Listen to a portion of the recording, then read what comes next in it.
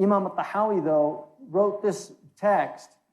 The point is that in 130 pithy statements, you can really get to the essence of the dogma. And it's important to distinguish between faith and dogma. And I'm using dogma in a positive term. People have heard me use that word before and think that I'm saying something derogatory because dogma has a negative for many people. But dogma is not a negative term in theology. Dogma is simply the creedal. It's what we call aqeedah as opposed to iman. And there's a difference between aqeedah and iman. You can have perfectly sound aqeedah and very little iman. You can even be an Orientalist and know perfectly well the aqeedah of the Muslims, but you don't believe it. And so aqeedah and iman are different. And the focus on aqeedah is as opposed to iman, where you're always checking people's aqeedah.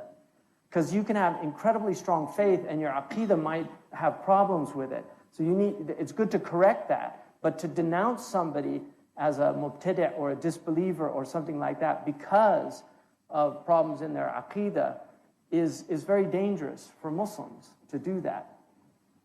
It's alienating because people have strong belief, even if they have problems in their aqeedah. So aqeedah is very important and we don't underestimate it. But there's a lot of people that use it today as a kind of bludgeon, as this hammer to smash other Muslims with. And that's a serious problem. But the study of aqeedah for the ulama was a vast study. And many of our great scholars were great theologians.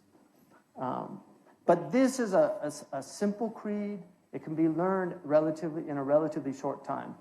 People have kind of attacked me for saying you can learn Aqeedah in 5 minutes. And obviously that's called hyperbole. If people studied balagha, they would understand he's obviously being hyperbolic, not hyperboling, but hyperbolic. But the point is, if you know Surah Al-Ikhlas, you have a solid foundation for Aqeedah. And there are Sahaba who became Muslim, went into battle, and died without sitting down and learning all these creedal formulations. So they had sound faith, despite the fact they might not have known that, for instance, the prophets are better than the angels. They might not have known that specific Aqeedah point because it hadn't been pointed out to them. But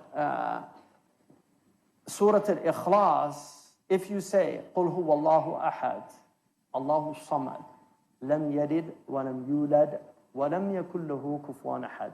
Surah Al-Ikhlas تنفي ثمانية أشياء من الكفر. It negates 8 things from kufr.